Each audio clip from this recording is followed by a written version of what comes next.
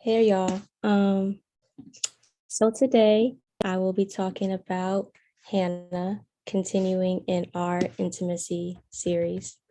I'm very nervous, so please be nice to me. But I am very excited to share this with you all because I learned a lot in this whole process of studying, and I'm very excited to share.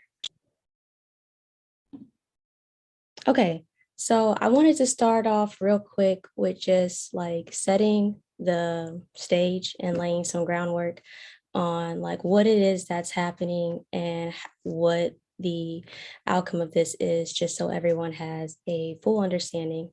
So if someone would be so gracious to read this scripture on the screen. Each year, Elkanah would travel to Shiloh to worship and sacrifice to the Lord of Heaven's armies at the tabernacle. The priests of the Lord at that time were the two sons of Eli, Hophni and Phinehas.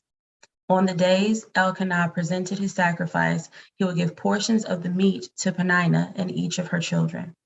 And though he loved Hannah, he would give her only one choice portion because the Lord had given her no children. So Peninnah would taunt Hannah and make fun of her because the Lord had kept her from having children. Year after year was the same. Year after year, it was the same. Peninnah would taunt Hannah as they went to the tabernacle. Each time, Hannah would be reduced to tears and would not even eat. Thank you.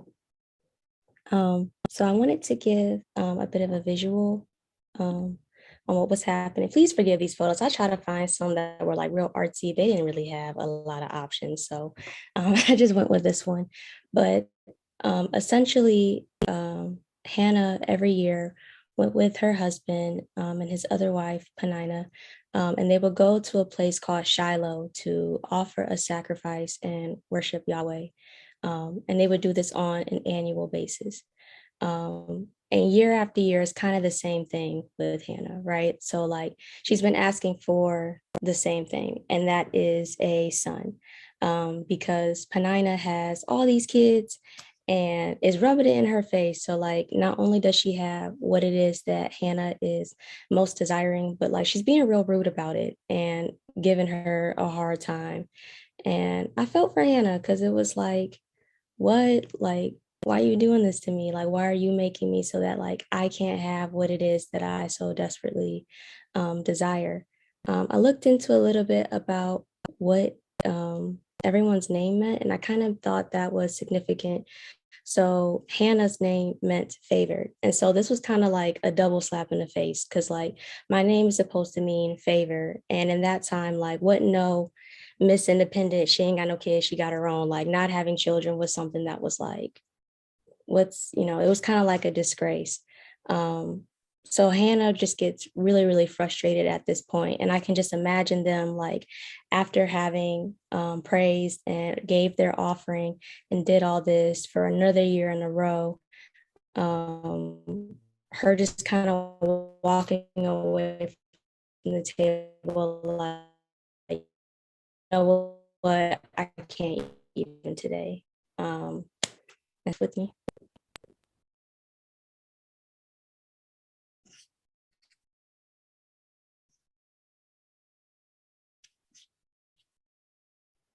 We can hear you. Oh, can you hear me now? Yeah. Oh, okay. Can somebody read this, please?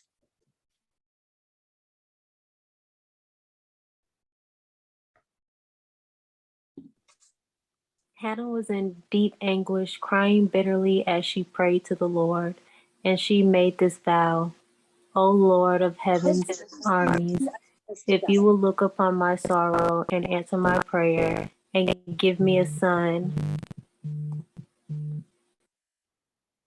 Sorry, y'all. Somebody was calling. I can't even see the screen. Somebody finish. Yeah, I'll read it again. Hannah was in deep anguish, crying bitterly as she prayed to the Lord. And she made this vow, O Lord of heaven's armies, if you will look upon my sorrow and answer my prayer and give me a son, then I will give him back to you. He will be yours for this entire lifetime. And as a sign that he has been dedicated to the Lord, his hair will never be cut. Thank you. So what stood out to me in this part was that it said like Hannah was in deep anguish, crying like bitterly.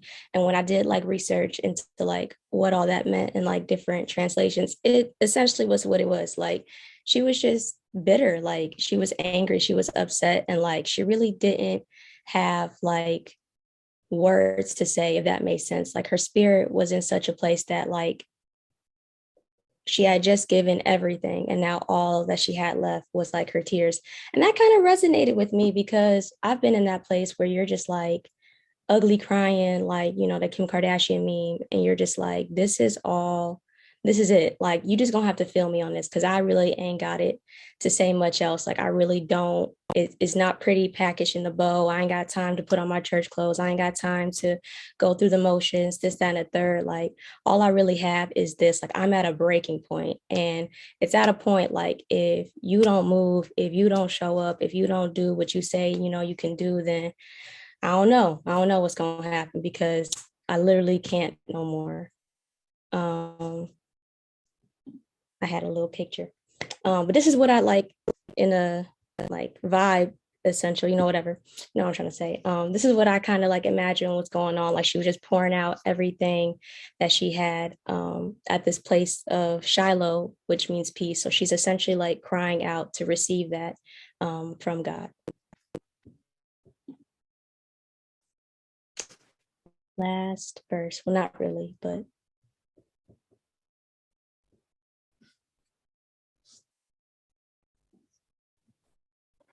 As she was praying to the Lord, Eli watched her. Seeing her lips moving but hearing no sound, he thought she had been drinking. Must you come here drunk? He demanded. Throw away your wine. Oh, no, sir, she replied. I haven't been drinking wine or anything stronger, but I am very discouraged and I was pouring out my heart to the Lord. Don't think that I am a wicked woman, for I have been praying out of great anguish and sorrow. In that case, Eli said, go in peace. May the God of Israel grant the request you have asked of him. Oh, thank you, sir, she exclaimed. Then she went back and began to eat again, and she was no longer sad. Thank you. So when I was reading this part, I was kind of like, why did he think she was drunk? Like they just did this sacrifice to God. Like, you know, he's in his customary place at the temple, you know, just kind of like sitting in the back, tucked, like facing the door, whatever. And like people are in and out like all day. So I was like, was the state of Hannah, like was the emotional state that she was in so bad that like he ain't never seen nobody like cry like this before? And so when I was just researching, basically like the annual festival that they were at, like it was a lot going on. Like, yeah, there were people there like worshiping God.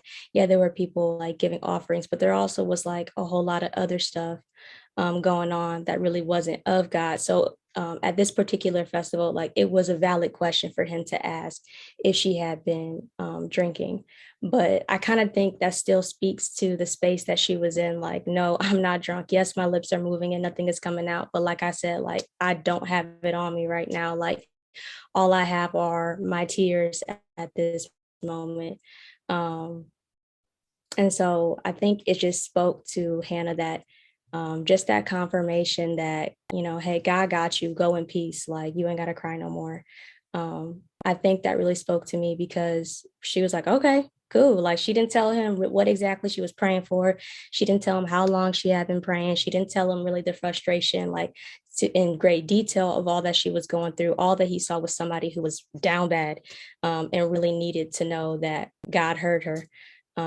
And when just giving her that confirmation, she was like, okay, cool. Like, I'm about to go back and do my little thing. And I can imagine Panina, like, what you so happy for? Like, you were just crying. Like, what is this peace that's come upon you now that you didn't have when you left out of here? So she had to get alone and spend some time with God because it was a lot going on. And she didn't really have time to go through like the motions that everybody was going to. I think in that time it was like certain customs and stuff in place, you know, to be able to, as a woman, to like enter that space. And she ain't had no time for it. Like she had to just get along with God and be intimate, because she desperately needed this thing that she had been asking for. So again, here's a visual. He's sitting in the cut tuck. She's like, this is real pretty, but I imagine her just being like tone up from the flow up, just not doing well. Okay. And so it's like God ends up like, of course, like hearing her prayer and fulfilling it in due time. And I think it's interesting that she named him Samuel, which roughly translates into God has heard. So even though like her heart, even though her prayer was silent, like it came from the heart, like it was a heart to heart with God. And he in turn like fulfilled it. And that was just confirmation that he heard her. And again, this like really spoke to me because I remember this one scripture that said that God is close to his people when they call to him for help, and he rescues them from all their troubles. And the Lord is close to those who are brokenhearted, and he rescues those whose spirits are crushed. And I think that, again, just making it personal, that's something that really resonated with me, because like in those moments where, you know, those deep intimate moments with God where you're really vulnerable and you're just kind of giving yourself your all to him in that space. Like I think it's comforting to know that even though you're going through all that, like, and you're in a bad place, really that's kind of when you're closest to God, because like you're relying on him, like in him alone, to like get you through. So yeah. And then like it ends up turning around, right? So Hannah goes from like, ooh, I'm so sad, I can't eat, I can't sleep, I can't get no rest, to like making a whole, you know, praise report type thing. I call it the Meek Mill type, you know, she used to pray for times like this, whatever. But that's where she ends up basically. So she goes from being so sad to being like, hey, I got everything that I prayed for. Who is talking what? Like, who's sad? Who heartbroken? Not me. Because not only does God give her Samuel, but God gives her like 7 kids in total. And she ends up like making good on her promise and giving him back to God. And that whole thing is even crazier. Like that whole story, like it basically was just bigger than her. Like Samuel ends up being like the last judge of Israel, and like what he does for the people is amazing. Like he couldn't, like it was important that she made the vow to dedicate him to God, because God was going to use him for something like far greater than she could ever really imagine. Yeah. So I think it's great that she goes from being super sad to being like, hey, I knew you was gonna come through, big dog. I was just waiting on you. So I'm real glad that you got me through this. And I think that's a template. I didn't put that in there. I forgot to take that out. But yeah, that was my my lesson. Thank y'all. I'm gonna stop sharing now.